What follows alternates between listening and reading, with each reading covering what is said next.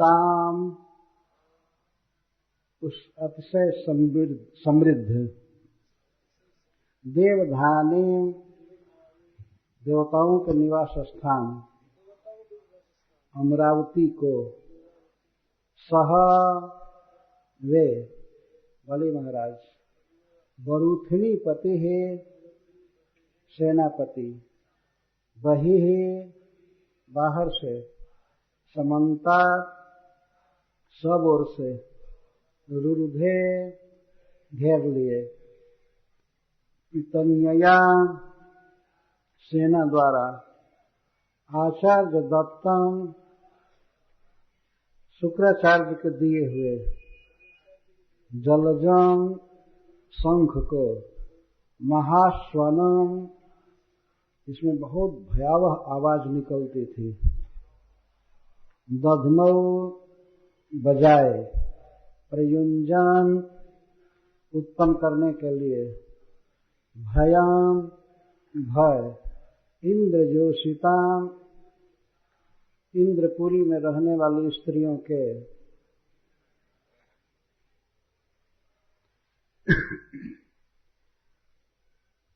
कल स्वर्ग का वर्णन किया जा रहा था। इसके साथ ही यह बात बताई गई कि वास्तव में स्वर्ग अनित्य है, वहां का जो भोग है उसको एक दिन छोड़ना पड़ता है, गिरना पड़ता है। इसलिए स्वर्ग सुख को धिक्कार है, स्वर्ग सुख आत्मा के लिए नहीं है। इस घटना को इस इतिहास द्वारा प्रस्तुत किया जा रहा है। देवता बड़े आनंद में रहते हैं स्वर्ग में, स्त्रियां आनंद में रहती हैं, सभी चिरंजीवी रहते हैं, बहुत काल तक जीवित रहते हैं, सुखी रहते हैं, रोगहीन, और गीत नृत्य वाद्य आदि का आनंद लेते रहते हैं। तो ऐसी देवधानी पर, राजधानी पर बलि महाराज ने आक्रमण किया, घेर लिया चारों तरफ से। देवता देवियां सब आनंद में हैं, परंतु अकस्मात उनके ऊपर भय आ गया। बलि महाराज को बरूथिनी पति सुखदेव गोस्वामी कह रहे हैं। बरूथिनी का अर्थ है सेना, पति मतलब पालक, स्वामी। बलि महाराज बहुत बड़ी सेना के नायक थे, तो उन्होंने देवधानी को चारों तरफ से घेर लिया। जहां राजा रहता है उसको राजधानी कहते हैं, और जहां देवता रहते हैं उसको देवधानी कहते हैं। अमरावती को देवधानी कहा जाता है। तो उस देवधानी को, देवताओं के निवास स्थान, उस नगरी को, जिसे इंद्रपुरी भी कहते हैं, महाराज बलि ने बहुत बड़ी सेना द्वारा वही समन्ता चारों तरफ से घेर लिया। जितने भी फाटक थे अमरावती के, सभी द्वारों पर, फाटकों पर सेनाएं जुट गई, चारों तरफ से घेर लिए, कहीं भी निकलने की जगह नहीं थी। और घेर करके उन्होंने एक महास्वनम शंख, महास्वन, स्वन का अर्थ ध्वनि, जिसमें बहुत भयावह और बहुत जोर की ध्वनि निकलती थी, ऐसे अपने शंख को चुनौती के रूप में उन्होंने बजाया। पहले युद्ध में शंख वादन द्वारा चुनौती दी जाती थी। आप सब पढ़े हैं भगवत गीता में कि जब दोनों ओर से शंख वादन हो गया, तब अर्जुन के मन में इच्छा हुई कि दोनों सेनाओं का हम निरीक्षण करें, कौन कौन लोग मुझसे लड़ने आए हैं, खास करके दुर्योधन के पक्षपाती कौन राजा लोग आए। तो सबसे पहले कुरुक्षेत्र में भीष्म पितामह ने शंख बजाया था दुर्योधन को प्रसन्न करने के लिए। इसके बाद बहुत बाजे बजे कौरव पक्ष में, कई प्रकार के बाजे और शंख भी। लेकिन संजय जी कह रहे हैं सशब्दस्तुल्यो भवत्, वह शब्द वो तुमुल हुआ, गंभीर हुआ, पर पांडव पक्ष पर कोई प्रभाव नहीं पड़ा। लेकिन पांडव पक्ष से सबसे पहले भगवान ने शंख बजाया, और अर्जुन, युधिष्ठिर महाराज आदि, भीमसेन, नकुल, सहदेव, और भी जो सेना नायक थे अपने तरफ के, वे सब शंख बजाए। संजय जी कहते हैं धृतराष्ट्र महाराज से, सघोषो धार्तराष्ट्राणाम हृदयानि वेदारयत्। धृतराष्ट्र महाराज से ही कथा कही जा रही है कि हे महाराज, जब पांडव पक्ष का केवल शंखनाद हुआ तो सघोषो, वह ध्वनि, वह घोष धार्तराष्ट्राणाम, धृतराष्ट्र के पुत्रों का कलेजा फाड़ दिया। धृतराष्ट्र से ही कथा कही जा रही है। अजीब शास्त्र की शैली है। धार्तराष्ट्राणाम हृदयानि व्यदारयत्। धृतराष्ट्र के पुत्रों का या धृतराष्ट्र के सैनिकों का वो हृदय दहला दिया, फाड़ दिया मतलब दहला दिया, और उनमें लड़ने का उत्साह नहीं रह गया, केवल शंख वादन से। तो शंख वादन युद्ध में एक चुनौती के रूप में प्रयुक्त होता है। बलि महाराज शंख बजाए, देवताओं को उन्होंने चुनौती दिया। जो बेचारे भोगों में लगे हुए थे, बड़े आनंद में थे, उनके जीवन में अकस्मात विपत्ति आ गई। इस प्रकार का शब्द शंख का देवराज इंद्र ने कभी नहीं सुना था। वे अनेक युद्ध जीते थे। 100 अश्वमेध यज्ञ करने वाला व्यक्ति कितना युद्ध किया होगा, ये सहज समझा जा सकता है। इंद्र का पद कोई साधारण पद नहीं है, बहुत महान पद है। वास्तव में इस प्राकृत जगत में ब्रह्मा जी के बाद मैनेजमेंट में सबसे जो प्रधान व्यक्ति हैं वो है इंद्रदेव। सबसे समृद्ध स्थान उनको दिया गया है, और बहुत युद्ध करके तब इंद्र पद मिलता है। 100 अश्वमेध यज्ञ करने में भी युद्ध होता है, राजाओं को हराना पड़ता है। तो इंद्रदेव बहुत शंख वादन सुने थे, बहुत चुनौतियां सुने थे, लेकिन इतना भयावह शब्द शंख का वे कभी नहीं सुने। बलि महाराज पर विशेष कृपा थी शुक्राचार्य जी की, ब्राह्मणों की, और वे भजन करते थे, भगवान की भक्ति में थे, इसलिए उनका तेज बहुत बढ़ गया था। तुरंत अपने गुप्तचरों से या जैसे तैसे अपनी शक्ति से, योग शक्ति से भगवान इंद्र समझ गए कि यह बलि का शंखवादन है। जिस बलि का उन्होंने वध कर दिया था देवासुर संग्राम में, समुद्र मंथन के बाद वध कर दिए थे और पूरा राज छीन लिए थे और सब कुछ, पर इतना पराजित व्यक्ति भी एक दिन अपनी तैयारी करके और अमरावती पर चढ़ बैठे। देवताओं के नगर में देवताओं को चुनौती दे रहा है। वास्तव में इस संसार में कुछ कहा नहीं जा सकता कब कर्म का चक्र उलट फेर करेगा, कोई ठीक नहीं रहता है।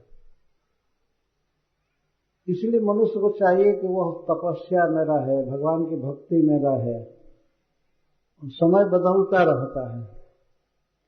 जो व्यक्ति मारा गया था, जान से मारा गया था, जिसका धन छीन लिया गया था, जिसके अनेक सैनिक मारे गए थे, बुरी तरह से पराजित हुआ था, वह व्यक्ति आकर के इंद्र को ललकार रहा है, उनके नगर में आकर के, कोई दूर से नहीं।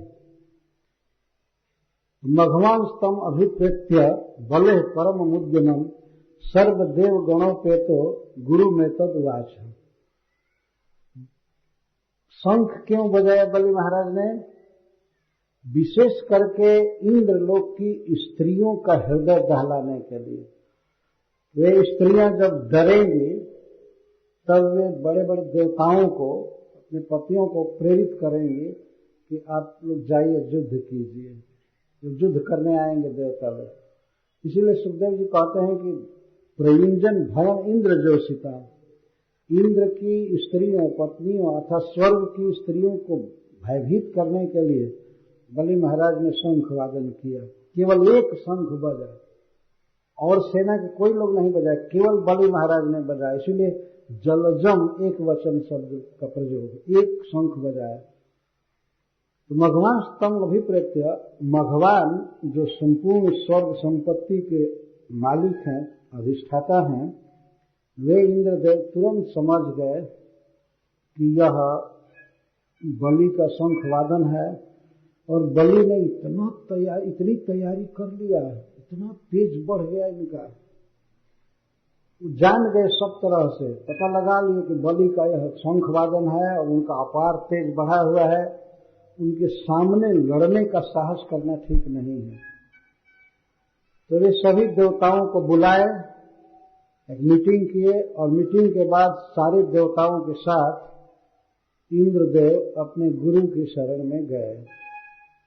गुरु में तद्वाच, सारे देवता गए थे। यह नीति है, अब इस विपत्ति के समय गुरु ही सहारा होगा।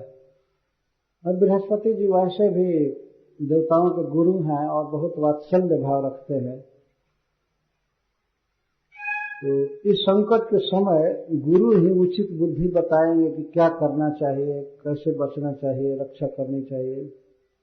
तो सभी देवताओं के साथ इंद्रदेव गुरु जी बृहस्पति जी की शरण में गए। सर्व देव गणों के तो सभी देवताओं के साथ क्यों गए? क्योंकि किसी न किसी के स्नेह से गुरु जी पिघल जाएंगे, तो सब गए। सबकी दुर्दशा दिखानी है कि दुर्दिन आ गया। तो सारे देवताओं के साथ गए और गुरु जी से यह कहे। सबसे पहले गुरुदेव को प्रणाम किए, प्रणाम करके और उनकी आज्ञा लेकर के उनसे कुछ कहे। भगवन उद्यमो भूयान बलेर्नः पूर्ववैरिणः अविश्वाहिनी मन्ये केनासित् तेजसोर्जितः। हे भगवान, गुरु को सबसे पहले भगवान संबोधन कर रहे हैं। हे भगवान, बलि महाराज का जो इमम पराक्रमम, ये जो पराक्रम है, इनकी जो युद्ध की तैयारी है, भूयान, भूयान का अर्थ बहुत अधिक है, बहुत अधिक है। इसका अर्थ है कि हम लोगों में जो युद्ध की सामर्थ्य है, या हमारी जो सेना है, इसे कई गुना पावर, कई गुना बल बलि का बढ़ा हुआ है। जो भूयान शब्द से बोल रहे हैं। और किस बलि का? नह पूर्व वैरिणः, जो हमारे पुरातन वैरी हैं, हमको हमेशा तंग करता रहता है बलि। पुराना वैर, तो हमने उनका वध कर दिया था, उसके पहले से ही वैर चल रहा है, परंपरा से ही वैर है। तो पूर्व वैरिणः, यदि आज का वैर होता तो चलो ठंडा भी हो जाता, लेकिन लगातार लाखों करोड़ों वर्षों का वैर चल रहा है। ऐसा वैरी पूरी तैयारी करके और युद्ध का उपक्रम किया है। मैं तो इसको अविसह्य मान रहा हूं। अविसह्य का अर्थ है कि मैं ऐसा सोचता हूं कि हम लोगों में सामर्थ्य नहीं है लड़ने की। लड़ने का मतलब है सीधा जान गंवाना। हम आपसे जिज्ञासा करते हैं, केनासित् तेजसोर्जितः, किस कारण से बलि का यह तेज बढ़ा हुआ है? क्या कारण है? अकस्मात कोई व्यक्ति इतना बलवान हो जाए। इसके पूर्व युद्ध में, देवासुर संग्राम में जो व्यक्ति मार दिया गया, अनेक सैनिक मारे गए, बुरी तरह से पराजित हुए, वह व्यक्ति क्या किया कि पुनः उसका बल तेज इतना बढ़ गया? हमें समझ में नहीं आ रहा है। भगवान उद्यमे भूयान बलेर्नः पूर्व वैरिणः अविसह्यमेवं मन्ये केनासित् तेजसोर्जितः। किस कारण से इनका तेज इतना बढ़ा हुआ है? इंद्रदेव दूर से बलि महाराज को रथ पर चढ़े हुए देखे तो वे सूर्य की तरह लग रहे थे, चमक रहे थे। इतना तेज बलि महाराज का बढ़ा हुआ था, भक्ति के कारण बढ़ा हुआ था। वास्तव में उन्होंने जो यज्ञ किया, दान दिया ब्राह्मणों को, और तपस्या में रहे, भोगों में बिल्कुल नहीं, निद्रा आहार आदि बिल्कुल संकुचित कर दिए थे। तपस्या से बल बढ़ गया था। आज तक संसार में देखा गया है कि भोग भोगने वाले की कभी कोई प्रशंसा नहीं हुई, तप करने वाले की प्रशंसा होती है हमेशा, और उसका तेज बढ़ता है। तो बलि महाराज का तेज किस कारण से बढ़ा हुआ है? इंद्रदेव अपने गुरु से जिज्ञासा कर रहे हैं। यदि मान लीजिए गुरु जी कहे कि तो ठीक है, अगर लड़ने के लिए आया है तो लड़ो, मान लीजिए अगर कहें, तो भगवान इंद्र कहते हैं नैनम कश्चित कुतो वापि प्रतिवेढुम अधीश्वरः। मैं गुरु जी ये देख रहा हूं कोई भी व्यक्ति कहीं का भी बलि का प्रतिरोध कर सके, सामना कर सके, मैं नहीं देख रहा हूं। इस पूरे ब्रह्मांड में कोई ऐसा नहीं। न कश्चित और कुतः हुआ अपि, कोई भी व्यक्ति और कहीं का भी बलि से टक्कर नहीं ले सकता है। इतना तेज बढ़ा हुआ है। क्या तेज बढ़ा हुआ है इसी का वर्णन कर रहे हैं। पिबन निव मुखे ने दम निहन निव दिशो दश दहन। देवराज इंद्र अपने गुरु महाराज से बता रहे हैं कि पिबन निव मुखे ने दम लिहन निव दिशो दश दहन निव दिशो दृग्भि सांबर तक निर्वर्तित। गुरु महाराज बलि का इतना तेज बढ़ा हुआ है कि वे ऐसा लगता है कि अपने मुख से इस संपूर्ण विश्व को पी जाएंगे, ऐसी सामर्थ्य में दिखाई पड़ रही। पिबन निव मुखे ने दम, मुखे न अपने मुख से पूरे विश्व को पी जाएंगे। और लिहन निव दिशो दशो, दसों दिशाओं को अपने जीवा से चाट जाएंगे। दहन निव दिशो दृग्भि, और अपने आंखों से संपूर्ण दिशाओं में वे आग लगा रहे हैं, ऐसा लग रहा है। मतलब इतना प्रताप बढ़ा हुआ है। संबर ताग निर्वर्तित, प्रलय कालीन अग्नि के समान उनका तेज बढ़ा हुआ है। संवर्तक अग्नि कहते हैं। इस विश्व का प्रलय करने के लिए जो अग्नि लगाई जाती है वो अग्नि दो तरह से होती है। एक तो भगवान संकर्षण के 1000 फणों से आग निकलती है वह, और सूर्य का तेज 100 गुना बढ़ाया जाता है प्रलय काल में। ऊपर से भी आग लग जाती है, नीचे से भी आग लग जाती है, चारों तरफ ब्रह्मांड धधकने लगता है। भगवान के मुख से जो अग्नि निकलती है और सूर्य से अग्नि निकलती है, दोनों मिलकर ब्रह्मांड को जलाने लगते हैं। उसको संवर्तक अग्नि कहते हैं। तो जैसे संवर्तक अग्नि का तेज होता है उस तरह का तेज बलि का है। तो बलि के सामने जा पाना भी कठिन है, युद्ध करने की तो कोई बात ही नहीं है। तो किस कारण से इनका तेज बढ़ा हुआ है? ब्रूहि कारणमें तस्य दुर्धत्वस्य मद्रिपोः ओजः सहो बलं तेजो जत एतत् समुद्यमः। कृपा करके बताइए, ब्रूहि कारणमें तस्य दुर्धर्षत्वस्य, ये बलि महाराज इतने दुर्धर्ष हो गए हैं कि इनके पास किसी का जाना भी कठिन है। और जो हमारे शत्रु हैं मद्रिपो, मेरे शत्रु बलि का यह इतना तेज कि उनके सामने कोई जा भी नहीं सकता है। क्या कारण है? ब्रूहि कारण में तस्य, मैं देख रहा हूं कि इनके इंद्रियों की स्फूर्ति बढ़ी हुई है। ओज कहते हैं, आंख के देखने की शक्ति, कान के सुनने की शक्ति, पैर में चलने की शक्ति, हाथ की शक्ति। ओज सहो मनोबल, इनका इतना मनोबल बढ़ा हुआ है जिसकी कोई सीमा नहीं है। अपने घर से आ जाना देवधानी में, अमरावती में, और यहाँ आकर के हम लोगों को ललकारना, कितना बड़ा मनोबल है इस व्यक्ति का। सह और बलम, शारीरिक बल, इनका शारीरिक बल बहुत बढ़ा हुआ। तेज, दूसरे को अभिभूत करने की, हराने की सामर्थ्य जो है उसको तेज कहते हैं। और जिससे बढ़े हुए ओज, सह, बल और तेज के कारण इनका ये तो समुद्र में, ये जो समुद्यम है, युद्ध का उद्योग है, बढ़ा हुआ है। तो मैं कारण जानना चाहता हूं किस कारण से इनका तेज बढ़ा हुआ है। देवता सभी घबरा करके अपने गुरु से ये बात पूछ रहे हैं। देवताओं का यह स्वभाव है, जब कोई भी संकट पड़ता है तो देवता लोग या तो ब्रह्मा जी को पुकारते हैं, ब्रह्मा जी से मिलते हैं, या डायरेक्ट भगवान की शरण लेते हैं, अथवा अपने गुरु महाराज से कंसल्ट करते हैं क्या करना चाहिए इस समय। तो गुरु महाराज ने सीधा कहा कि मघवन जानामि मघवन क्षत्रोरुनत्ते रस्य कारणम शिष्यायोपभृतम तेजो भृगुभिर ब्रह्मवादि भी। जानामि, सबसे पहले गुरु महाराज कहते जानामि, मघवन हे समस्त स्वर्ग संपत्ति के स्वामी, मैं जानता हूं कि तुम्हारे शत्रु के उन्नति का क्या कारण है।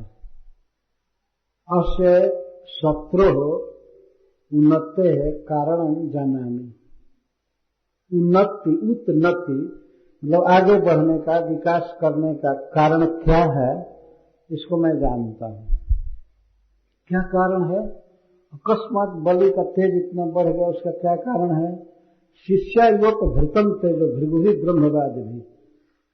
वेद के अनुसार जीवन जीने वाले भगवान विष्णु के परम भक्त भृगुवंशी ब्राह्मणों ने अपने ही तेज को बलि को दे दिया है, अपना तेज उपभृतम। ऐसा हुआ कि जब बलि महाराज ने सब तरह से अपने गुरुजनों की सेवा किया, विशेषकर शुक्राचार्य की सेवा किया, अपना शरीर अर्पण किया, अपना पूरा धन अर्पण किया, अपना सर्वस्व अर्पण किया, तो श्रीपद शुक्राचार्य इतने कृतज्ञ हुए, उन्होंने कहा कि बलि, यदि तुम्हारे पास जो कुछ भी है तुमने हमें दे दिया, तो हमारे पास जो कुछ भी है मैं तुमको दे रहा हूं। एक प्रकार से प्रतिदान के रूप में ब्रह्म तेज दिया इनको। कहां से तेज इतना आया?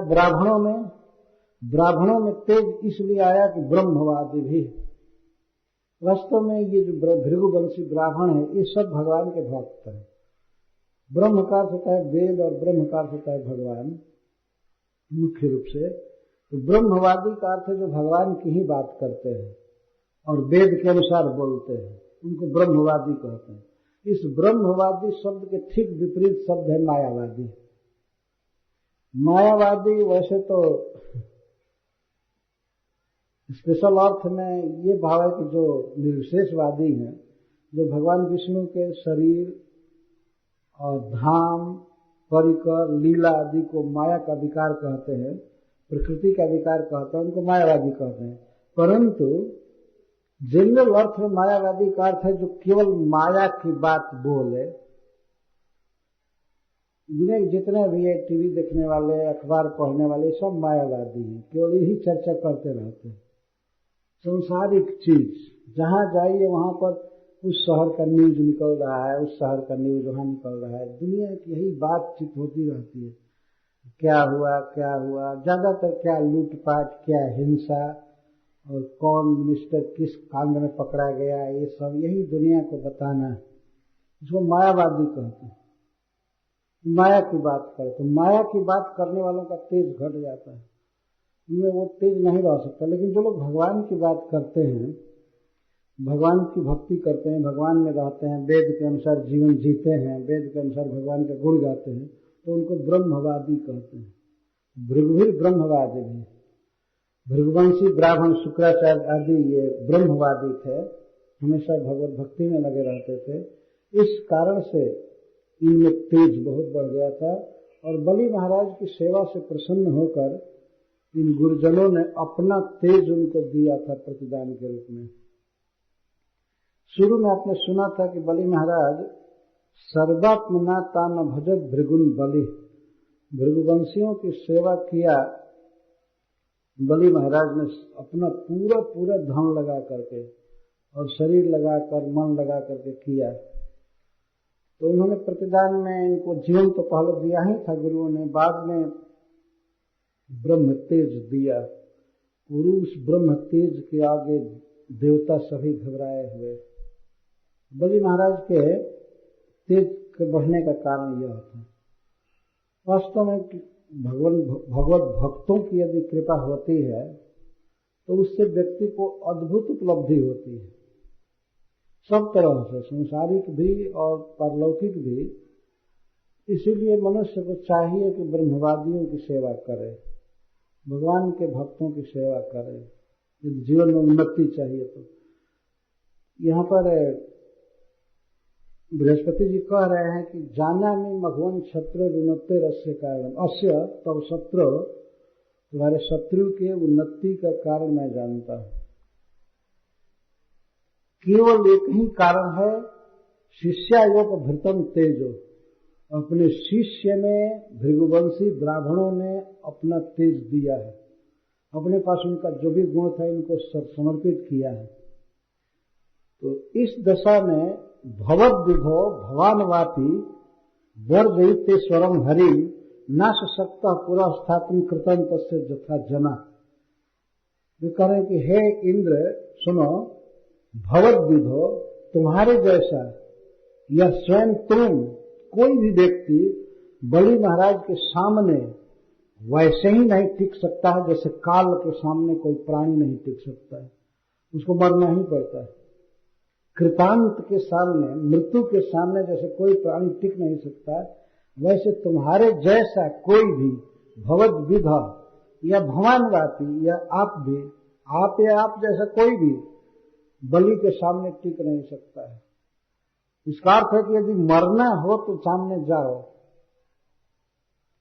आज तक मृत्यु के सामने कोई भी प्राणी टिक नहीं पाया है, उसे मरना पड़ा है।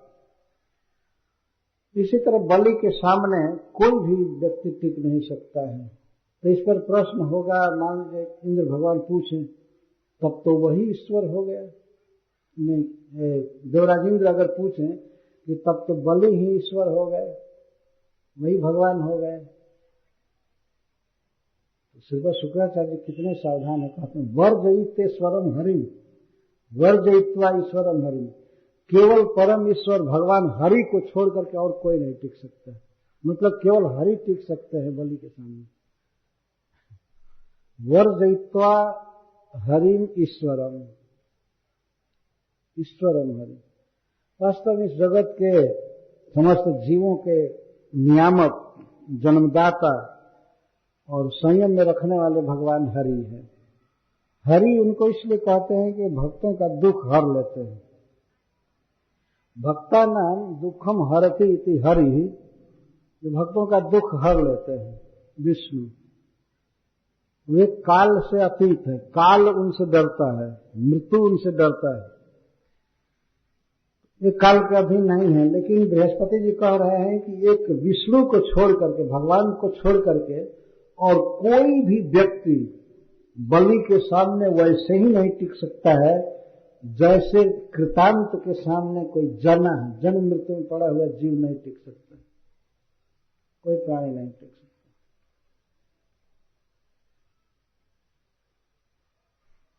तब तो भगवान इंद्र और घबराए, कहने लगे तो क्या उपाय किया जाएगा, क्या उपाय किया जाएगा जीने के लिए और इसको हराने के लिए।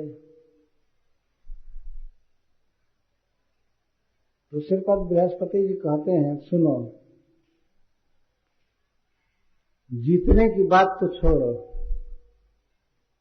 अगर जीना चाहते हो तुम लोग, केवल जीने के लिए मैं उपाय बता सकता हूं इस समय।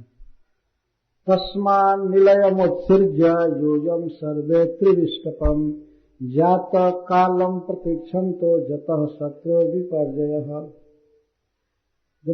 जब इंद्रदेव ने पूछा कि गुरु महाराज, तो इदानीम अस्मत् किम कर्तव्य, इस समय हम लोगों का क्या कर्तव्य, हम लोगों को क्या करना चाहिए बताइए। तो बृहस्पति जी कहते हैं कि इस समय कर्तव्य यही है, इस कारण से जब सामर्थ्य नहीं है लड़ने की, तस्मात् त्रिविष्टपम उत्सृज्य, स्वर्ग को छोड़कर, जीवम सर्वे, सर्वे एक एक बच्चा या पत्नी या स्त्रियां या कोई भी, सभी तुम लोग स्वर्ग को छोड़ करके निलयम जाकर छिप जाओ, अदर्शन को जाओ, मतलब छिप जाओ, छोड़ो स्वर्ग को। उन्होंने पूछा कि कब तक छोड़ेंगे स्वर्ग को, कब तक बाहर रहना पड़ेगा। जात कालम प्रतीक्षण, तुम लोग अदर्शन को जाओ, छिप जाओ और उस काल की प्रतीक्षा करो जब शत्रु का विपर्जय होगा, विपरीत स्थिति आएगी। जगह सब पराभूत भविष्यति, जब वो पराभूत होगा उसका समय आएगा, सबका समय आता है उठने का, गिरने का। तो जब उसके हारने का समय आएगा उस काल की प्रतीक्षा करो, बस जाओ अब हरे कृष्ण जपते रहो और उस समय की प्रतीक्षा करो। गुरु जी ये बता रहे हैं, तुम्हें भगवान के भक्त हो ही, भक्ति करो, अब प्रतीक्षा करो कि कब अपना समय आता है और उस असुर के पराभव का समय आता है। इस समय क्या किया जाए? इस समय यही कर्तव्य है कि स्वर्ग छोड़ करके भाग जाओ। देवताओं में शक्ति थी, वो छोड़कर भाग सकते, चारों तरफ से घेरे गए थे, लेकिन बहुत सूक्ष्म रूप बना करके मच्छर जैसा छोटा इधर जो कहीं भी वो भाग सकते थे। वे लोग सब आपस में परामर्श किए, तुरंत स्त्रियों से और सबसे और अदृश्य हो गए। इसके पहले वो लोग प्रश्न करते हैं, तो बृहस्पति जी ने कहा कि जाओ, यही उपाय है कि स्वर्ग छोड़ दो। स्वर्ग छोड़ने का मतलब घर छूटा, और वह विमान, अनंत कोटि जो विमान था वो सब छूटे विमान, वो बगीचा, वो खान पान, अमृत पीना और सब ऐश आराम सारा खाया एक क्षण में। ऐसा नहीं था कि जाते तो अमरावती को उठा करके ले जाते, कितना भी अच्छा फ्लाइट रहा होगा, लेकिन अब छोड़ना है, छोड़ देना पड़ा, बिना युद्ध के अपने आप बलि के प्रताप से छोड़ना पड़ा। तो फिर भी इंद्रदेव ने पूछा कि आखिर इतना ऊर्जित पराक्रम है बलि, तो उसका कब पराभव आएगा? हम तो नहीं समझते हैं कि कभी ऐसा समय आएगा कि बलि को पराभव का मुंह देखना पड़ेगा, वो हारेगा, कभी ऐसा तो हम नहीं देखते। तब बृहस्पति जी ने बताया नहीं है उपाय, देखो, ऐसा विप्रबलोदर का संप्रत्युर्जित विक्रम तेषामेवापमानेन सान बंधो विनश्यति। बलि का जो तेज बढ़ा हुआ है, ऐसा विप्रबलोदर का, ऐसा ये बलि जो है विप्राणाम बलेन उदर्क उत्तरोत्तर फलम जसस, दिन पर दिन जो बलि का बल बढ़ रहा है, ये ब्राह्मणों का बल है, शुक्राचार्य जी का बल है।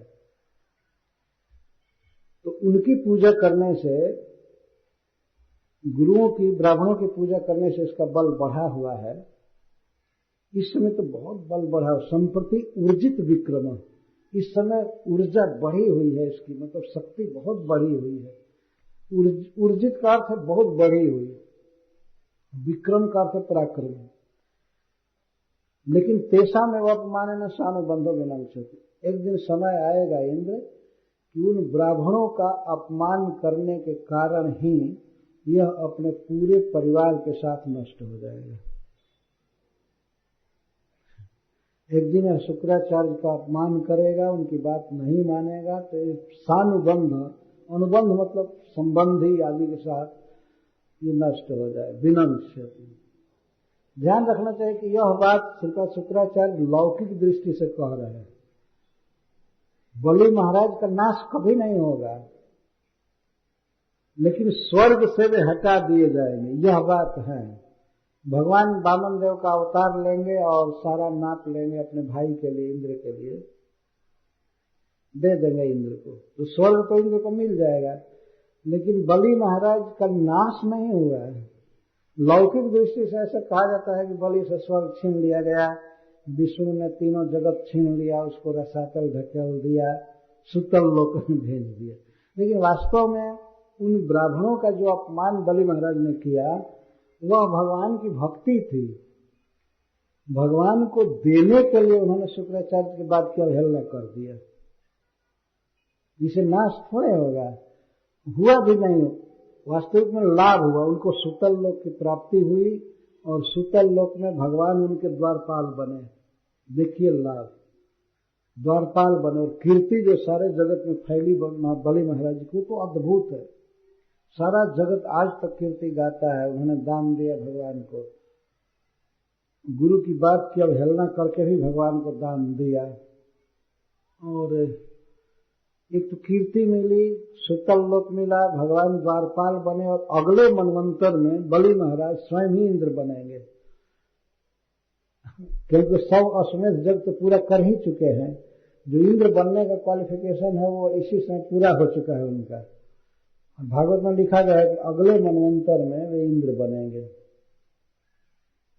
तो उस समय जो ये वर्तमान इंद्र हैं, जिनका नाम पुरंदर है, ये उनको इंद्र पद नहीं देंगे, इंचार्ज देंगे नहीं, तो भगवान इनसे जबरदस्ती छीन करके बलि को देंगे।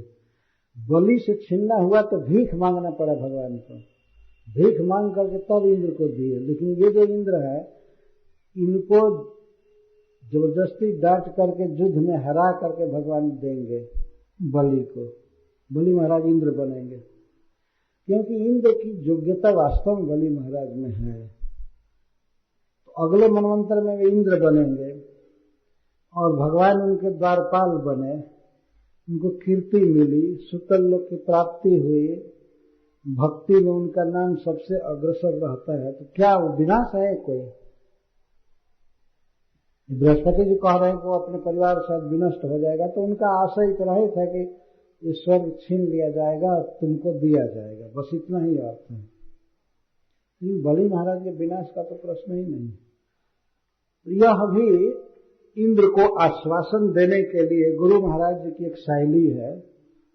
तो इस तरह से बोले कि उसका विनाश हो जाएगा। लेकिन गुरु बृहस्पति जी कोई ऐसे थर्ड क्लास का शब्द बोल ही नहीं सकते। विनाश का एक अर्थ संस्कृत में अदर्शनम होता है, अदर्शनम। जैसे जादवों का विनाश हो गया प्रभास में, तो वहां विनाश का अर्थ है, सभी यही लिखे हैं कि अदर्शनम गता है, वो सभी अदर्शन को चले गए। कोई दिखाई नहीं पड़ता है तो उसको भी विनष्ट कहते हैं। तो गुरु जी बृहस्पति जी कह रहे हैं कि बलि का एक दिन विनाश हो जाएगा, मतलब वे स्वर्ग छोड़ देंगे, उनको सुतल लोक में जाना पड़ेगा जहाँ कोई उनको देखता नहीं है। लेकिन देखे न देखे भगवान तो द्वारपाल बने हुए हैं उनके। भरतेंदु हरिश्चंद्र ने एक पद लिखा है कि बलि ही छलन गए आप उछलाए। भगवान बलि को छलने क्या गए, खुद ही छल लिए गए। बलि से तीनों लोगों का दान लिए ब्राह्मण बनकर भीख मांगकर, लेकिन बलि के दास बन गए, द्वारपाल बन गए। बलि महाराज राजा हैं सुतल लोक के और भगवान वहां के द्वारपाल हैं, सिक्योरिटी गार्ड के खड़े रहते हैं, बलि की रक्षा करते हैं। इतना भगवान आभारी हैं अपने भक्त के, अपनी सेवा से, कि वे आज तक द्वारपाल हैं बलि महाराज के और आगे भी रहेंगे। यदि बलि महाराज की इच्छा नहीं रहती है कि भगवान हमारा चौकीदार बने, लेकिन भगवान को इसी में आनंद आता है। ऐसी कथा है कि एक बार रावण गया था जीतने के लिए बलि महाराज को सुतल लोक में। सुना कि बहुत प्रचंड राजा है, पराक्रमी है, तो रावण दिग्विजय करने के लिए गया तो भगवान वामन देव द्वार पर थे। उन्होंने देखा कि रावण आ रहा है, तो पैर के ठोकर से ऐसा मारा भगवान ने उसको, तो जाकर लंका में आकर के गिरा। ये भागवत में लिखा गया है। तो इतना सुरक्षित सुतल लोक है, वहां पर बलि को कोई भी सता नहीं सकता है, कोई उपद्रव नहीं, कुछ नहीं, कोई भय नहीं। भगवान जहाँ के रक्षक, रक्षक की बात छोड़िए, नित्य दर्शन देते हैं बलि को और उसी चतुर्भुज रूप में ही पहरा देते हैं। ये भी बहुत आश्चर्य की बात। वास्तव में बलि को छलने क्या गए, खुद ही चला गए। ये भगवान का अद्भुत स्वभाव है। भगवान को कोई कुछ देता है तो उसको कई गुना लौटाते हैं, कई गुना लौटाते हैं। वास्तव में भगवान अपने हिसाब से देते हैं। देखते हैं कि यह व्यक्ति अपनी पूरी शक्ति लगाकर इतना दिया, तो भगवान भी पूरी शक्ति लगाना चाहते हैं। वो शक्ति लगा देंगे थोड़ी भी तो बहुत हो जाता है। भगवान को देने वाला कभी घाटा में नहीं पड़ सकता है, वो हमेशा फायदा में रहता है। हमेशा आज फायदा न दिखाई दे, लेकिन आगे आने वाला फायदा होता है। भगवान हमेशा कृतज्ञ रहते हैं, याद रखते हैं कि हमको इसने दिया, हमको इसने जल दिया, तुलसी का पत्ता दिया, फल दिया, इसने हमको पैसा दिया, इसने अपना शरीर लगाया, अपनी वाणी लगाया। भगवान ये सब याद रखते हैं। तो बलि महाराज के द्वारपाल बने, तो बलि का विनाश तो हुआ नहीं, उल्टे उनका बहुत बड़ा स्वागत हुआ भगवान के द्वारा। सब लोग प्रशंसा कर रहे थे बलि की, उसमें जब भगवान ने बांधा था। एक कह रहे हैं कि यह तो ब्राह्मणों के बल से बढ़ा हुआ है, लेकिन उनका अपमान करने से इसके बाद नष्ट हो जाएगा। एवं सुमंत्रितार्थास्ते गुरुणार्थानुदर्शिना हित्वा त्रिविष्टम जगमुर गिरवाणा कामरूपिणः। इस प्रकार गुरु महाराज ने अपने शिष्यों को यह मंत्रणा दिया, यह उपदेश दिया कि इस विशेष देश काल में क्या करना चाहिए। इतना बड़ा शत्रु जब आक्रमण किया है तो उसके सामने लड़ना ठीक नहीं है।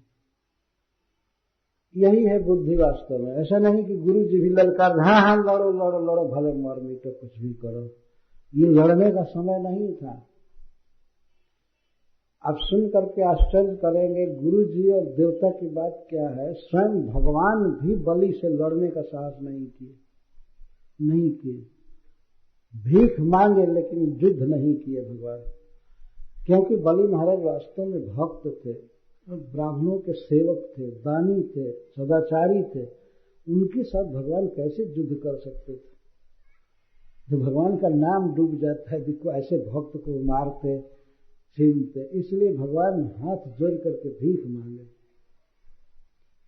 तो गुरु महाराज ने भी इसी तरह की राय दिया कि तुम लोग दर्शन को चले जाओ, छिप जाओ, भूमिगत हो जाओ और उस काल की प्रतीक्षा करो जब बलि स्वर्ग छोड़ेगा ब्राह्मणों के अपमान से। तो अपने गुरु की बात को मानकर इंद्र आदि देवता सभी काम रूप में अपनी इच्छा के अनुसार रूप बनाने वाले छद्म वेश में स्वर्ग को छोड़ करके चले गए, पूरा प्रयास छोड़ करके चले गए, सब खाली कर दिए। बलि महाराज जब स्वर्ग पाए तो वहां कोई निवासी नहीं मिला और सब सामान, विमान, बगीचा, भवन, सब कुछ देव कहते होता है, सब कुछ देव कहते हैं।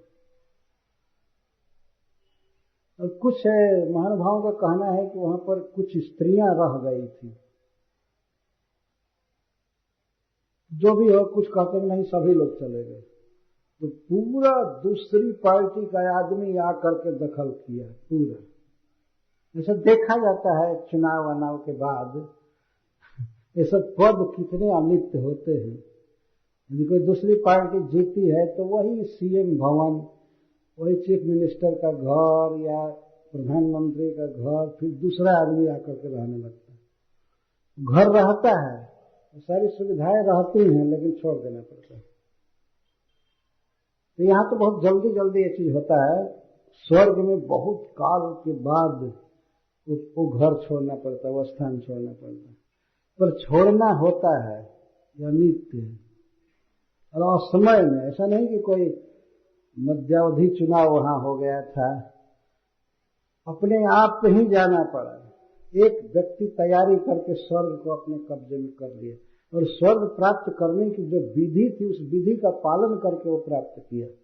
हठात ऐसे आक्रमण नहीं किया, धर्म का पालन किया, यज्ञ किया, दान दिया और इसके बल से उसे स्वर्ग मिला। तो अभी एक विधि थी वास्तव में। तो देवता सब चले गए छोड़ करके। तो सुखदेव गोस्वामी कहते हैं कि देवेशु अथ नीलिनेशु बलिर्वैरोचन पुरीम देवधानीम अधिष्ठाय वसम निम्ने जगत्त्रयम्।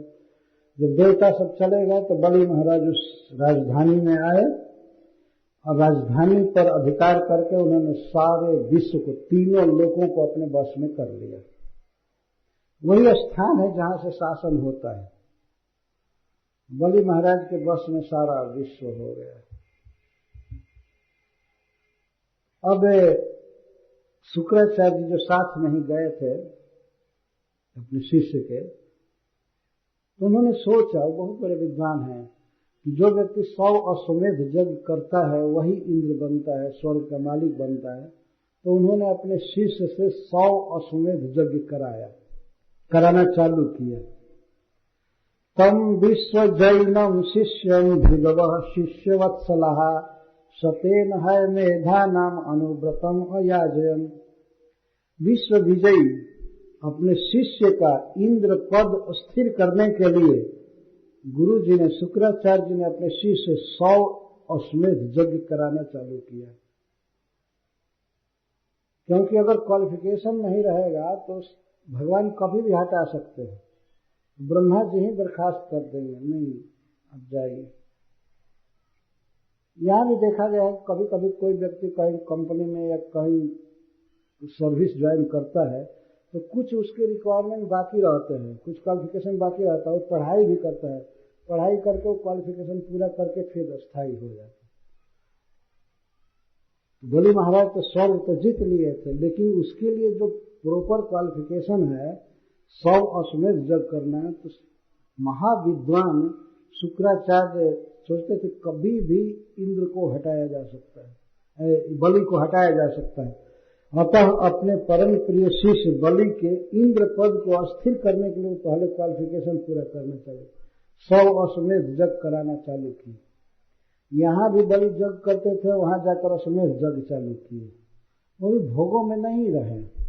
यज्ञ करने का मतलब है तपस्या करना, भगवान की भक्ति में रहना, कीर्तन करना, रात दिन चिंतन में रहना, दान देना, यही है यज्ञ। तो बलि महाराज से यज्ञ कराया गया। सतेन है मेधानम, है मैंने घोड़ा, मेध मैंने मेध, अश्वमेध, 100 अश्वमेध यज्ञ कराने का संकल्प किया। इसमें प्रश्न होता है क्यों ऐसा कर रहे हैं? गुरु लोग तो बड़े कठोर दिल के होते हैं। तब सुखदेव गोस्वामी कहते हैं नहीं, वो कठोर दिल के नहीं थे, शिष्य वत्सला, अपने शिष्यों से बहुत स्नेह करते थे शुक्राचार्य या अन्य ब्राह्मण भी। शिष्य वत्सला, शिष्य के प्रति ऐसा भाव होता है जैसे गाय का अपने बछड़े के प्रति भाव है, वत्सल कहते हैं। गाय जब नया बछड़ा देती है तो उसको दूध पिलाती है, उसको चाटती है, कुत्ते आदि से बचाती है, इसको कहते हैं वत्सला। तो शुक्राचार्य का इतना स्नेह था अपने शिष्य के प्रति जैसे गाय का अपने बच्चे के प्रति होता है। वो चाहते थे कि ये राजा बने, ये धनी रहे, ये सफल रहे, सब जगह इसकी कीर्ति फैले।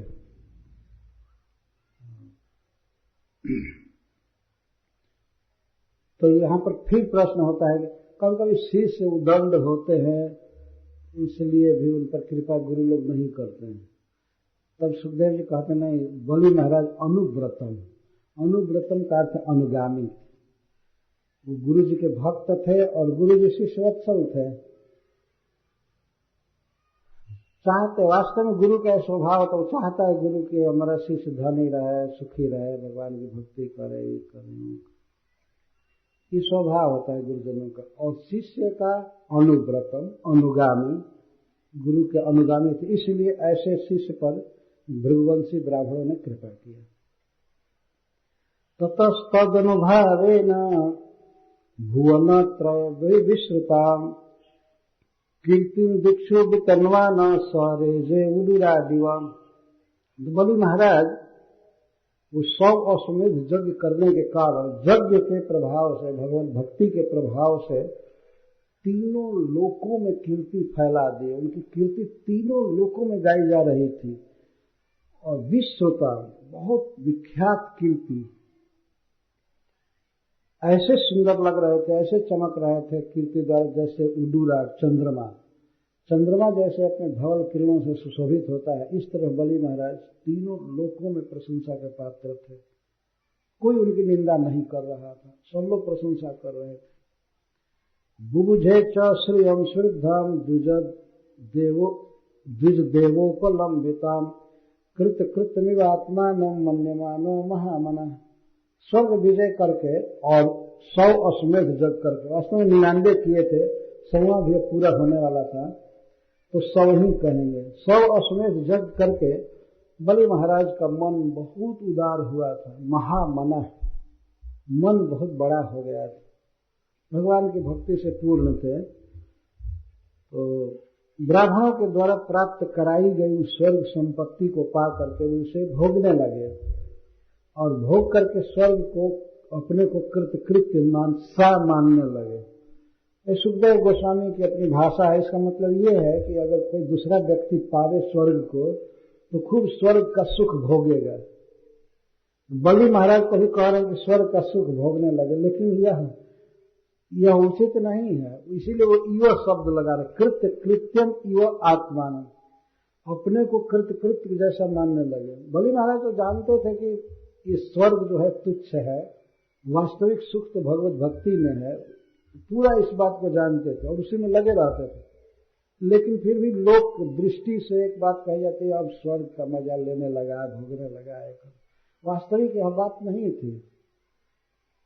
टीका में बात लिखी जाती है, इसलिए ईव शब्द का प्रयोग करते हैं। क्या स्वर्ग पा करके बलि महाराज जैसा व्यक्ति अपने को कृत्य मानेगा?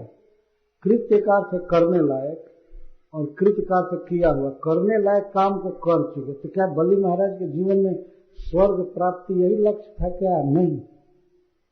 स्वर्ग को तुच्छ समझते थे। वे भगवान के भक्ति के सुख में परिपूर्ण थे, मग्न थे। लेकिन लोक दृष्टि से सुखदेव गोस्वामी कहते हैं अब स्वर्ग मिल गया, भोगने लगे। जैसे दूसरों का वर्णन किया जाएगा वैसे वर्णन कर रहे हैं। परंतु बलि महाराज वास्तव में परम भागवत पुरुष हैं। वे भोगों में बिल्कुल आसक्त नहीं थे। हाँ, वे स्वर्ग के राजा बन गए, उनके अधिकार में सारा विश्व आ गए। यहां तक तो बलि का स्वर्ग विजय दिखाया गया। अब देखिए दूसरा पक्ष है। बहुत काल बीत गया जब भगवान के भक्तों को स्वर्ग छोड़ करके हटना पड़ा। बलि महाराज तो भक्त थे, वो तो और किसी से भी बड़े भक्त थे, परंतु फिर भी स्वर्ग में जो एक परंपरा है देवताओं को रखने की, और वो लोग भी सब क्वालिफाइड व्यक्ति थे, बहुत धर्म किए थे, पुण्य किए थे, इसलिए स्वर्ग भी गए थे। जैसे आपने कल सुना कि ये लोग स्वर्ग नहीं जा सकते, पर स्वर्ग में जो गए थे देवता हैं, देवियां हैं, ये सब बहुत पुण्यात्मा पुरुष हैं। कोई पापी तापी स्वर्ग नहीं जाते। परंतु यह अकस्मात बलि महाराज विजय किए स्वर्ग पर, उन सबको हटना पड़ा। तो मुख्य रूप से जो 11 पुत्र थे माता अदिति के, वे जब स्वर्ग छोड़ दिए तो इससे माता अदिति को बहुत दुख हुआ। बलि महाराज भी कश्यप जी की ही संतान है। जैसे हिरण्यकश्यप और हिरण्याक्ष ये दिति से उत्पन्न हुए कश्यप जी के द्वारा। तो फिर हिरण्यकश्यप से प्रहलाद महाराज हुए। प्रहलाद महाराज के पुत्र हुए विरोचन, और विरोचन के पुत्र हुए बलि महाराज। तो कश्यप जी के ही संतान परंपरा के राजा बने। लेकिन कश्यप जी बहुत विवाह किए थे।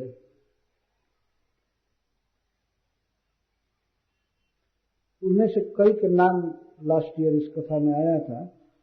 एक स्त्री का नाम था दीति। तो दीति से ये दीति की परंपरा में ये आते हैं बलि महाराज, प्रहलाद महाराज के पौत्र। और इंद्र अदिति के डायरेक्ट पुत्र है, आदित्य कहते हैं। 12 पुत्र हुए। बाद में जैसा पविव्रत करके बामन भगवान जन्म ले गए, उनके अलावा 11 पुत्र थे इनके माता अदिति को।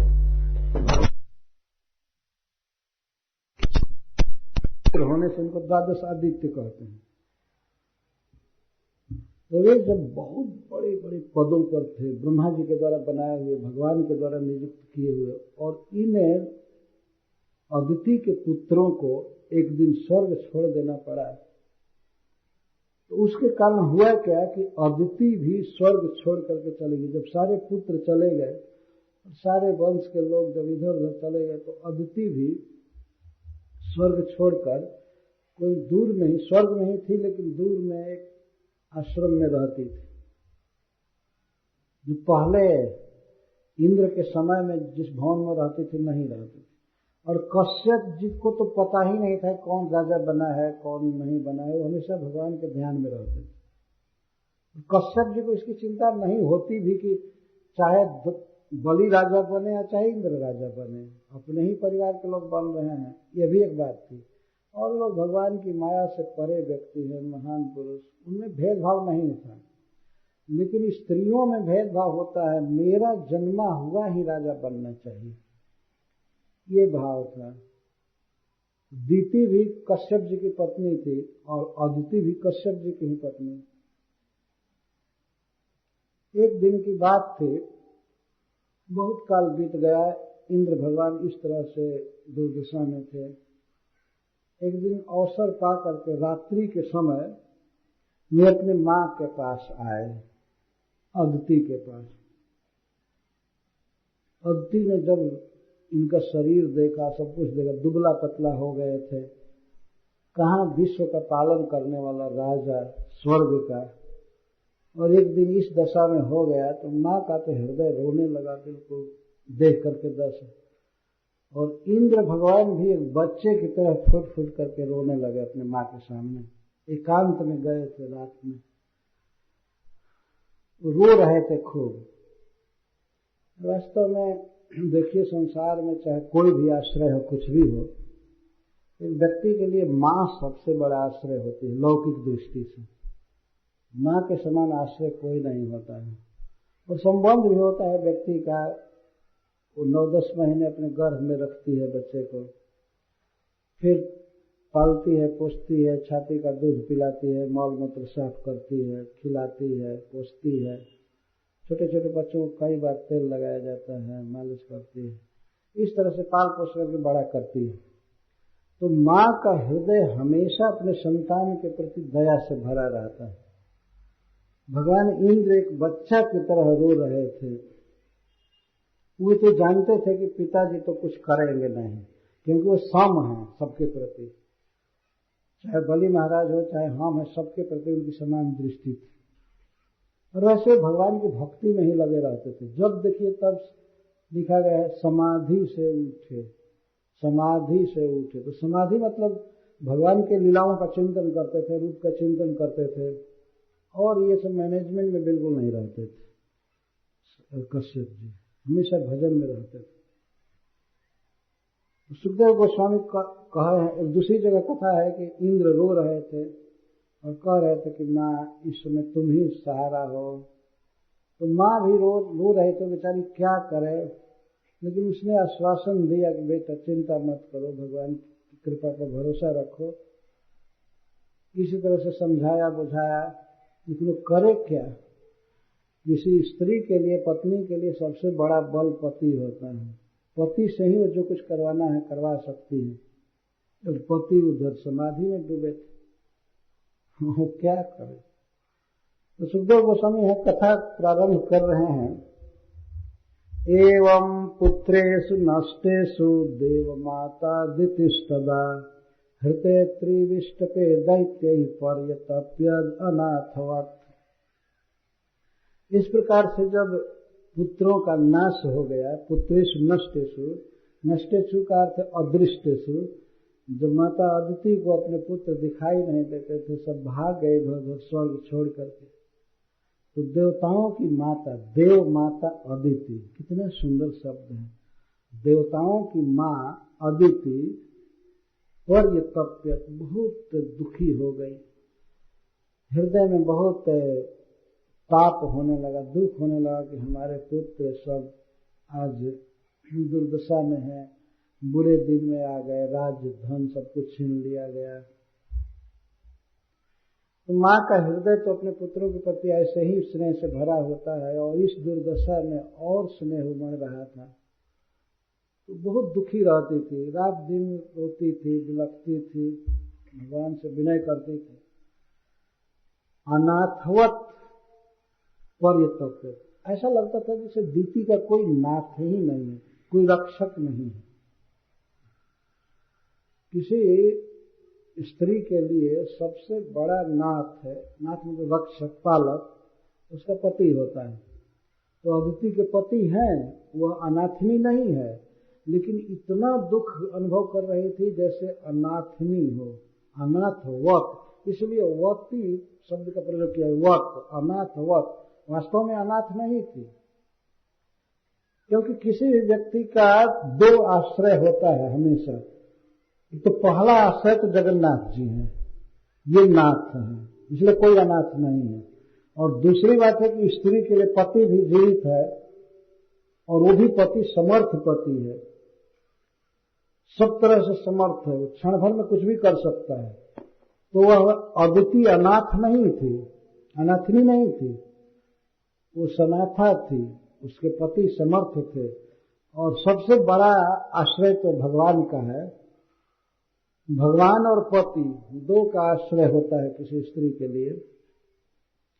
इसलिए श्रील सुखदेव गोस्वामी कहते हैं अनाथवत, ऐसे रो रही थी, ऐसे शोक कर रही थी अपने पुत्रों के लिए, जैसे लगता था कि बेचारी का कोई सुनने वाला नहीं है और कोई इसका पालक नहीं है, रक्षक नहीं है, इसकी इच्छा पूरा करने वाला कोई नहीं है। परंतु अनाथवत शब्द से सुखदेव गोस्वामी की यही ध्वनि निकल रही है कि वास्तव में उसके नाथ भगवान हैं और उसके पति दोनों थे, इसलिए उसे ये फील नहीं करना चाहिए था कि वो अनाथनी है। लेकिन एक श्लोक के द्वारा सिद्ध होता है कि किसी पत्नी के लिए पति ही वास्तविक नाथ होता है। लौकिक जगत में वास्तविक नाथ तो जगन्नाथ जी है। जगन्नाथ का अर्थ है जगताम जीवा नाम नाथ जगन्नाथ, ये सभी जीवों के नाथ हैं, रक्षक हैं। कोई नहीं है जिसका कोई नहीं जगत में, उसका नाथ कन्हैया। जिसके कोई नहीं उसके तो भगवान है, और है भी तब भी तो भगवान है ही। तो इसीलिए इनको जगन्नाथ कहा जाता है, सभी जीवों के नाथ हैं। किसी को ऐसा नहीं अनुभव करना चाहिए कि हमारा रक्षक, हमारी इच्छा पूरी करने वाला, हमारा पालन करने वाला कोई नहीं है। अरे ये हैं, ये नाथ है। ये वैसे दिखाते हैं कि इनको हाथ नहीं है, लूल्हा है, लेकिन वो सारे जगत का पालन करते हैं।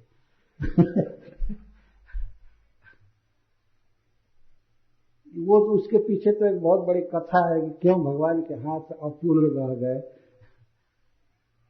लेकिन ये जगन्नाथ जी हैं, कृष्ण जगन्नाथ जी हैं। वास्तव में किसी को शोक नहीं करना चाहिए किसी भी स्थिति में, भगवान सब पूरा करते हैं। और अपने पति थे, फिर भी वो बेचारी अनाथ की तरह शोक कर रही थी। यदि जिसके इतने बड़े बड़े पदों पर और बड़े सफल और दुनिया के रक्षक, पानी बरसा करके, प्रकाश दे करके, हवा दे करके, पानी दे करके, सब तरह से पालन करने वाले पुत्र थे बड़े बड़े पदों पर, वे इस दिन दशा में आ जाए तो क्यों नहीं माँ को तकलीफ होगी, माँ क्यों नहीं शोक करेगी। तो माता अदिति शोक में डूबी हुई थी। सुखदेव जी कथा कह रहे हैं कि एकदा कश्यपस्तस्या आश्रमो भगवान गात निरुत्सवम निरानंदम समाधिर्विरतश्चिरात्। एक दा का समय, एक समय कश्यप जी अपनी पत्नी अदिति के आश्रम पर आए। तस्या आश्रम, यह नहीं कहा जा रहा कि अपने आश्रम में आए, क्योंकि वास्तव में इनकी तो बहुत पत्नियां थीं, तो किसके घर को अब इनका अपना घर कहा जाए। दीति का घर भी इनका ही घर था, अदिति का घर इनका ही घर था, इसलिए तस्या आश्रम सुखदेव गोस्वामी कह रहे। अदिति के आश्रम पर आए, और आश्रम शब्द सिद्ध कर रहा है कि स्वर्ग में एक किनारे किसी बगीचे में रहती होगी, जो भी बलि महाराज इनको डिस्टर्ब नहीं करते थे, जैसे सुखपूर्वक रहे। लेकिन जब सत्तारूढ़ एक पार्टी थी इनके पुत्रों की, तो उस समय जैसा शान शौकत घर द्वार आदि का था वो सब नहीं रहा। इसलिए इनके आश्रम का वर्णन करते हुए सुखदेव गोस्वामी कहते हैं निरुत्सवम, निरानंदम। क्योंकि अपने घर को छोड़ करके दूसरी जगह गई थी, वहां पर अब वो घर की रंगाई पोताई श्रृंगार उंगार सब कुछ नहीं था, नहीं कोई उत्सव नहीं था, गान बजान आदि कुछ नहीं। और निरानंदम, चूंकि अपने पुत्र नहीं थे घर में, माँ अकेली थी, इसलिए कोई आनंद नहीं था। निरुत्सवम निरानंदम, कोई उत्सव नहीं, कोई आनंद नहीं। ये क्यों, कहाँ चले गए थे, कहाँ थे कश्यप जी? तो ये कहते हैं समाधेर विरतश्चिरात्, समाधि से विरत हुए थे, समाधि टूटी थी। कितने काल के बाद? चिराग, बहुत वर्षों तक समाधि में रह गए थे, समाधि में रह गए थे। इस तरह के लोग भगवान का ध्यान करते थे। एक प्रश्न होता है कि मान लीजिए आए भी तो ये क्या कर सकते थे? अगर मान लीजिए आ भी गए समाधि से, तो अदिति के लिए क्या करेंगे? कोई नहीं बहुत कर सकते, इसीलिए भगवान शब्द का प्रयोग किया जा रहा है। भगवान समर्थ, पत्नी की इच्छा को पूरा करने में समर्थ थे। इसका अर्थ ये सर्वसमर्थ कश्यप जी समाधि से उठे थे तो वे अदिति के आश्रम पर आए। इस तरह से अन्य पत्नियों के भी आश्रम पर जाते थे, घर पर जाते थे, लेकिन इस समय स्पेशल वर्णन कर रहे हैं कि समाधि से बहुत काल के बाद उठने के बाद ये आए हैं अपने घर पर, उसके आश्रम पर। देखे सपत्नी दीन बदनाम कृतासन परिग्रह सभाजितो जथा न्यायम इदमाह कुरुद्वः। इस श्लोक में सुखदेव गोस्वामी महाराज परीक्षित को संबोधन करे कुरुद्वः, हे कुरुकुल का नाम रोशन करने वाले, कुरुकुल का नाम बढ़ाने वाले, तुम बहुत बड़े कुल में जन्म लिए हो, इसलिए हम जो बात कहते हैं इसको तुम समझ जाओगे और तुम्हारा इस बात में विश्वास होगा। वास्तव में भागवत समझने की योग्यता कुछ पूर्व पुण्य के कारण होती है। तो यहाँ पर कुरुद्वः शब्द का यह भाव है कि तुम मेरी बातों को समझोगे, ऊंचे वंश में जन्म लिए हो। कश्यप जी जब माता अदिति के आश्रम पर आए, माता अदिति ने उनको सबसे पहले आसन दिया। कृतासन परिग्रह, कृत आसन परिग्रह, परिग्रह का अर्थ है स्वीकार करना। सबसे पहले आसन स्वीकार किया उन्होंने। ये पत्नी का कर्तव्य है कि वह पति को आसन दे। ये नहीं समझना चाहिए कि हम घर पर पति आए हैं तो जानते ही हैं कि उस कुर्सी पर बैठना है या उस चौकी पर बैठना है, तो उसको देना क्या है। नहीं, धर्म है देना। कम से कम रुमाल से पोंछ करके कुर्सी तो दे सकती है ना, चाहे कोई धूल झगड़ा पड़ा हुआ है तो दे करके और कहे कि बैठिए, ये पत्नी का धर्म है। तो माता अदिति ने अपने पति कश्यप जी को आसन दिया और सभा जी तो जथा न्यायम, उन्हें स्वागत किया, स्वागत प्राप्त किए कश्यप जी। जथा न्यायम, जथा न्याय का अर्थ है जथा योग्यता, देश काल स्थिति के अनुसार जो भी पूजा है सत्कार है वो किया अदिति ने, इसको जथा न्याय कहते हैं। क्या मौसम चल रहा है, क्या फल खाने को दिया जाएगा, या कौन टाइम है, क्या खाने को, क्या बात कैसे। और ठंडा मान लीजिए जनवरी में आए होंगे तो गर्म पानी दिया होगा चरण धोने के लिए, और जून में आए होंगे तो ठंडा पानी दिया होगा, है। इस तरह से इसको जथा न्याय कहते हैं। जैसा काल है, जैसा देश है, उसके अनुसार जैसी परिस्थिति है, पत्नी ने अपने पति का स्वागत किया। सभाजित, सभाजित का अर्थ स्वागत प्राप्त, स्वागत किया। लेकिन जब आसन पर बैठे कश्यप जी और जथा जो कि पत्नी ने सत्कार किया, खिलाया पिलाया, जो कुछ किया, उन्होंने देखा सब पत्नी दीन बदनाम। देखे कि पत्नी का जो बदन है, मुख है, कुम्हलाया हुआ है, प्रसन्न नहीं है, दुबली पतली हो गई है और मुख बिल्कुल उदास है। जिसके पुत्र स्वर्ग से भगा दिए गए हैं और किसी तरह दुख में दिन बिता रहे पुत्र, वो मां कैसे सुखी रह सकती है। बार बार पुत्रों की चिंता करके बेचारी के मुख पर मलिनता आ गई थी, उदास थी। तो अपने पत्नी के सूखे हुए मुख को देखकर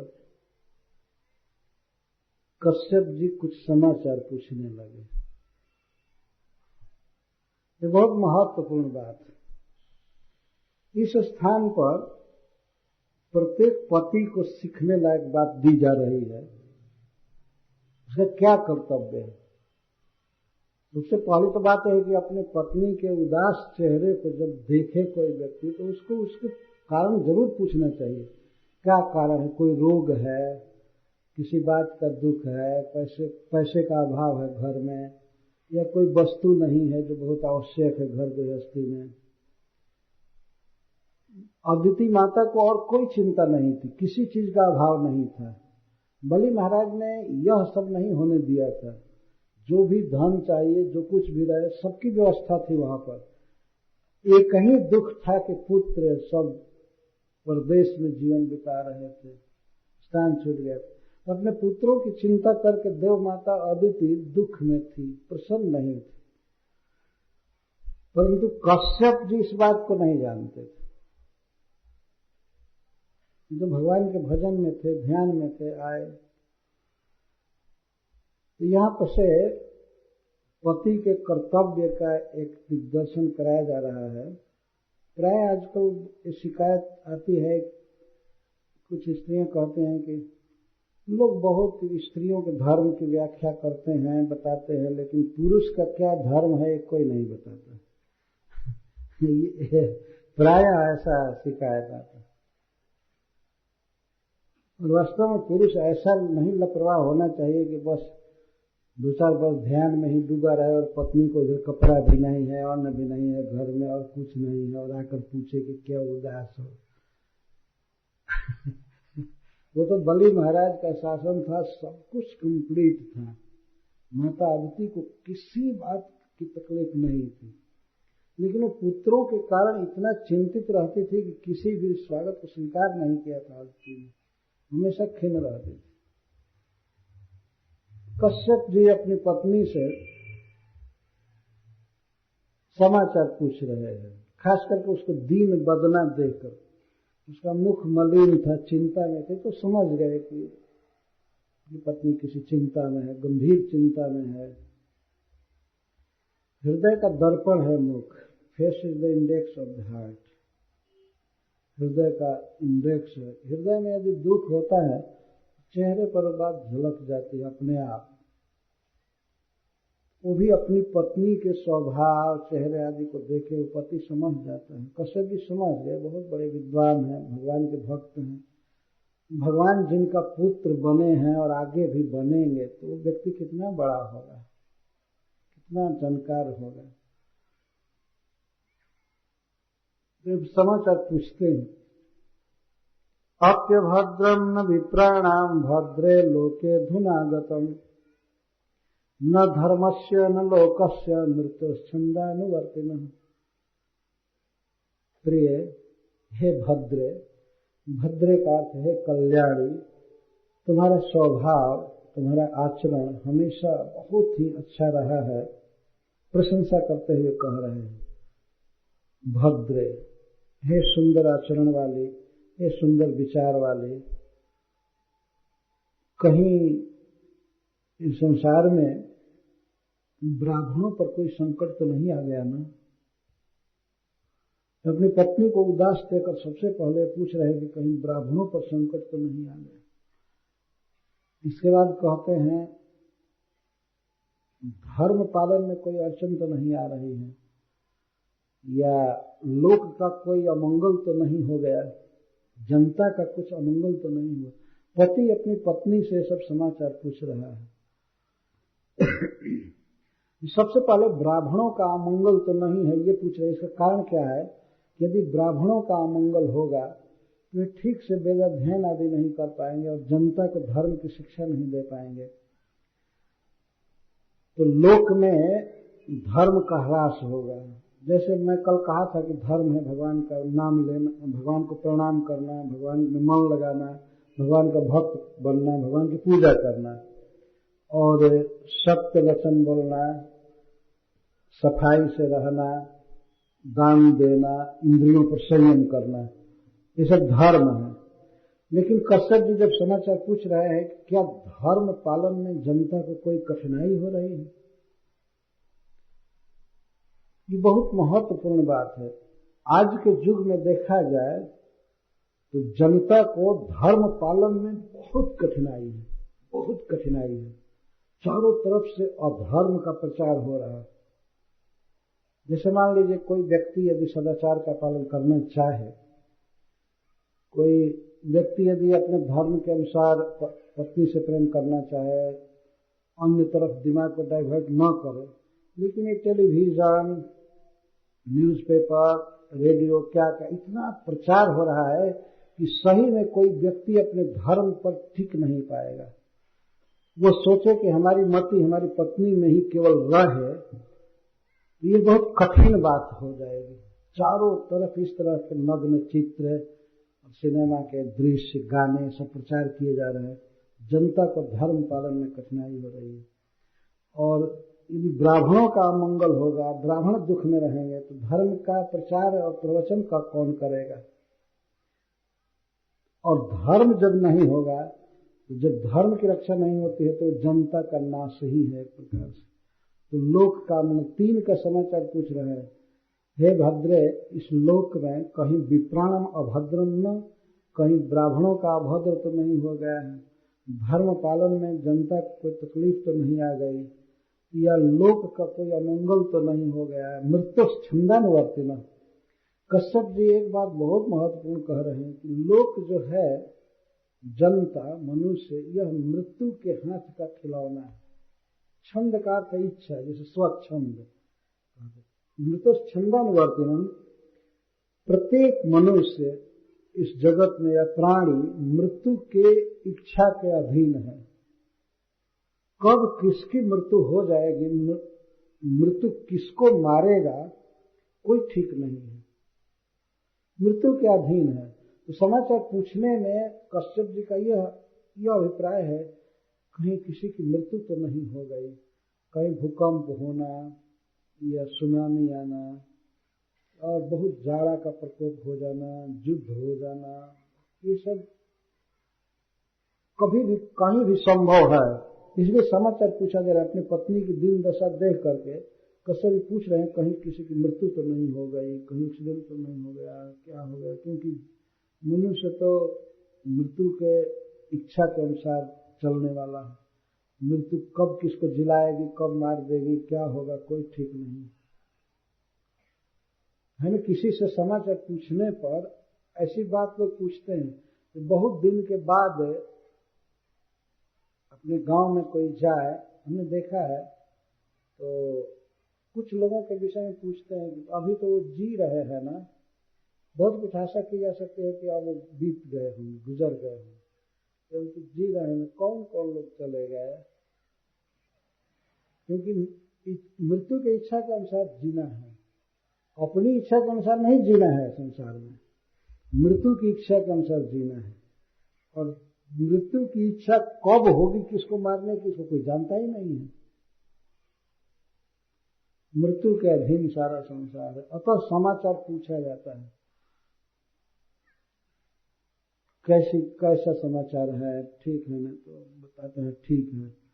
और आशीर्वाद में मुख्य आशीर्वाद यही दिया जाता है, कोई प्रणाम करता है, किसी की मंगल कामना करते हैं, तो कहते हैं चिरंजीवी भव, बहुत दिन जियो, भगवान करे बहुत दिन जिंदगी रहे, ये कामना की जाती है और ये आशीर्वाद दिया जाता है, सुना जाता है। इस मृत्यु के राज्य में, मृत्यु जगत में इस प्रकार का आशीर्वाद बहुत अच्छा माना जाता है। तो कोई ठीक नहीं कब कहाँ मरेगा, सब जगह तो घटनाएं होती रहती है, मृत्यु का सब जगह साम्राज्य है। तो कश्यप जी समाचार पूछ रहे हैं कि कहीं ब्राह्मणों का अमंगल तो नहीं हो गया। यह बात बहुत महत्वपूर्ण। इस संसार में धर्म का, भगवान की भक्ति का प्रचार करने वाले लोगों को होना चाहिए। यदि वो नहीं होंगे तो जनता को कैसे भगवान का ज्ञान होगा, धर्म की प्राप्ति होगी, कैसे वो कर पाएगा? अब जरा विचार कीजिए, यदि प्रभुपाद जी नहीं हुए होते और उस प्रकार की सुविधा उनको सुमति मुरारजी में नहीं दिया होता, वे नहीं गए होते, नहीं ये सब फैसिलिटी उनको मिली होती, कैसे वो धर्म का प्रचार कर पाते? इतना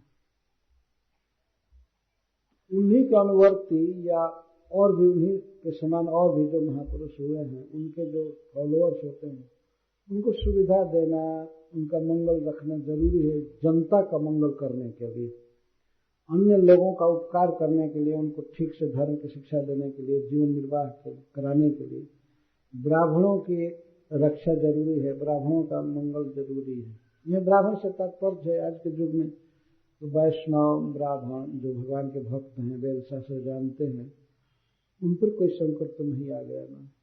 कि कश्यप जी पहला समाचार पूछ रहे हैं और धर्म का अभद्र तो नहीं हुआ, धर्म का अमंगल तो नहीं हुआ, और लोक का अमंगल। क्योंकि कोई स्त्री अगर बहुत उदास है तो बेचारी इस पर उदास हो सकती है। कश्यप जी विकल्प कर रहे हैं, ये उदास इसलिए, खीन इसलिए होगी, हो सकता है ब्राह्मणों पर कोई संकट आ गया हुआ, जनता किसी संकट में फंस गई होगी, या धर्म पालन में कठिनाई हो रही होगी, इसलिए यह इतना खिन्न है। इस तरह समाचार पूछ रहे हैं। अब पूछ रहे हैं, अपि वा कुशलम किंचित गृहेषु गृह मेधिनी धर्मस्यार्थस्य कामस्य यत्र योगो ह्ययोगिनाम्। इस श्लोक में श्री कश्यप जी गृह मेधिनी शब्द का प्रयोग कर रहे हैं। हे गृह मेधिनी, मेधतिर हिंसायाम, गृहस्थ को 5 जगह पर हिंसा करनी पड़ती है, जैसे मसाला पीसने में, पानी भरने में, भोजन बनाने में, झाड़ू देने में, कूटने पीसने में, इसलिए उसको गृह मेधि कहते हैं। गृहस्थ का धर्म है, जैसे भोजन बनाना, अतिथियों को भोजन देना, बच्चों को भोजन कराना, सबको तो हिंसा करनी ही पड़ती है। उसको भोजन बनाने में कितने कीड़े मर जाते हैं, इसलिए उसको गृह मेधि कहते हैं। तो पूछ रहे, हे गृह मेधिनी, कहीं घर में अकुशल तो नहीं है? इस घर में कोई अकुशल तो नहीं है, इसका मतलब कि कोई ऐसा तो नहीं है कि कोई वस्तु नहीं है। न धर्मस्य अर्थस्य कामस्य, तुम्हें अपने कर्तव्य के पालन में कोई कठिनाई तो नहीं हो रही है, या घर में रुपये पैसे का अभाव तो नहीं है, और कामस्य जैसे फर्नीचर या कपड़ा लत्ता, इन सब का अभाव तो नहीं है ना घर में। देखिए यहाँ पर अब चालू हो रहा है कि पति का क्या कर्तव्य है। घर में पत्नी को अपने धर्म के पालन में कोई कठिनाई न हो, तो ठीक से सवेरे से शाम तक जो कर्तव्य है वो करे, और घर में काम भर पैसा होना चाहिए, अर्थ है, और काम का अर्थ है, और कई प्रकार की वस्तुएं, कपड़ा, भोजन, और परिवार के लिए और जो भी पलंग चाहिए या और जो कुछ चाहिए, जो काम कहते हैं। इंद्रिय तृप्ति के जितने भी सामान हैं उसको काम शब्द कहा जाता है। तो ऐसा नहीं है ना कि घर में किसी चीज का अभाव है।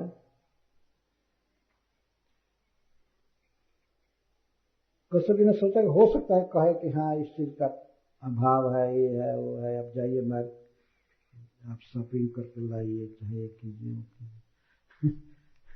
कोई जरूरी पड़ ही जाता है ना, पत्नी कहाँ कहाँ जाएगी बाजार करने के लिए और सामान लाने के लिए।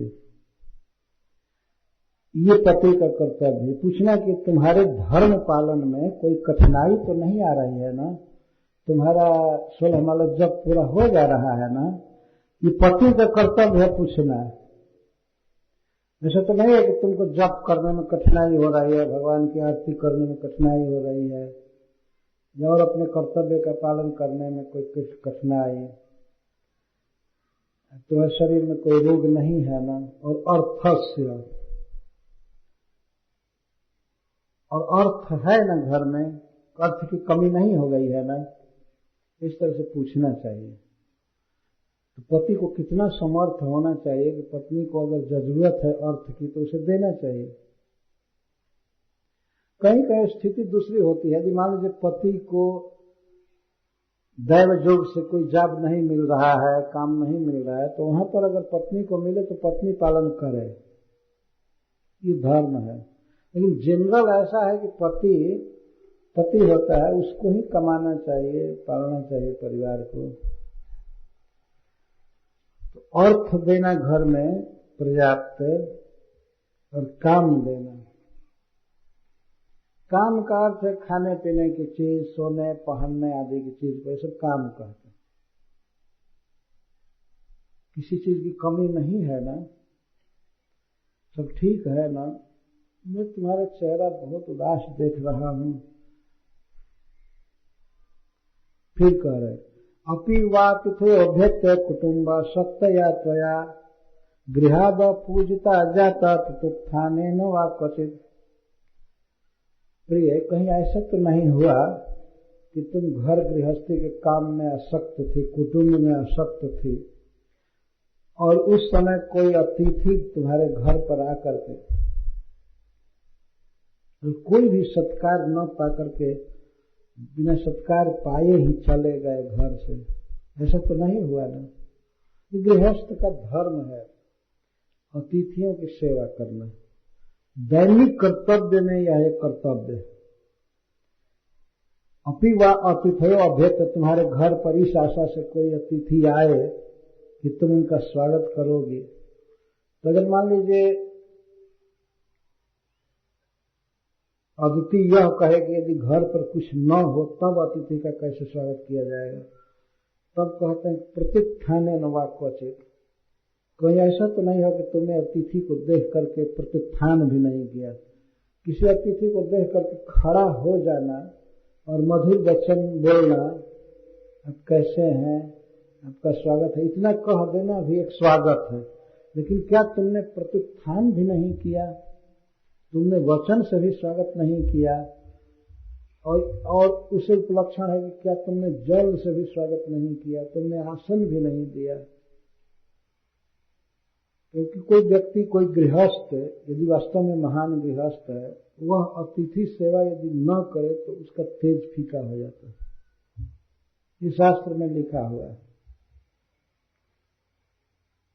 प्रिय, कहीं ऐसा तो नहीं हुआ कि कोई अतिथि आए, बहुवचन में कह रहे हैं, अतिथि लोग आए तुम्हारे घर पर और गृहाद अपूजिता जाता, गृह पर आकर के बिना सत्कार प्राप्त किए हुए चले गए, तुमने उठकर भी स्वागत नहीं किया, या उनको पानी नहीं पिलाया, या मधुर भाषण नहीं किया।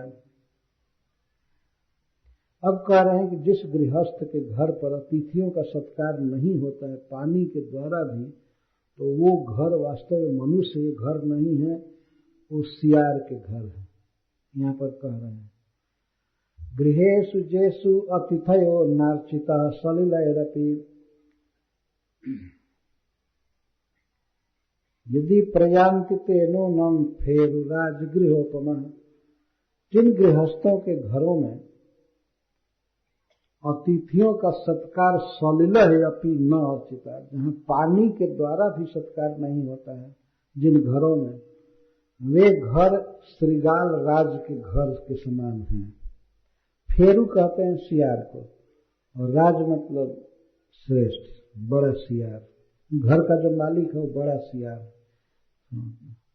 जिस घर में पानी के द्वारा भी अतिथियों का स्वागत नहीं होता है, वह मनुष्यों का घर नहीं है, वो श्रृगाल राज का घर है। बहुत भारी बात कह दी गई। पहले के युग में अतिथियों का स्वागत होता था। स्वागत होना चाहिए जथा योग्य, जथा पात्र, सलिल अपि, और कुछ घर में अगर नहीं है तो कम से कम पानी भी तो पिला देना चाहिए। नहीं है तब, और चीज है तो कुछ खाने को देना चाहिए, मधुर भाषण करना चाहिए, आसन देना चाहिए, थोड़ा आराम कर लीजिए, इसके बाद चाहिएगा। देश काल के अनुसार प्रत्येक व्यक्ति को यह सिद्धांत स्वीकार करना चाहिए। कोई तर्क करने वाले तो कर सकते हैं, क्या कोई भी आवे बस सबको बैठा करके खिलावे पिलावे और ये करे वो करे, ये सब नहीं कहा जा रहा है। जो शास्त्र के सिद्धांत है कहा जा रहा है, लागू करना चाहिए देश काल पात्र के अनुसार, कैसे कौन है क्या करे, तो विचार रखना ही चाहिए। परंतु गृहस्थ का जो धर्म है पति बता रहा है, नाचिता सलिल, इसीलिए तो विकल्प रखने सलिल ही अपनी। अगर घर में और कुछ नहीं है, गरीब से गरीब गृहस्थ भी चाहे तो अतिथियों का स्वागत कर सकता है, और कुछ नहीं है तो पानी है ना। अगर पानी भी न हो तो मधुर वचन तो है ना वाणी में, जीव में। मधुर वचन से स्वागतम लिख सकता है, कह सकता है, बैठा सकता है।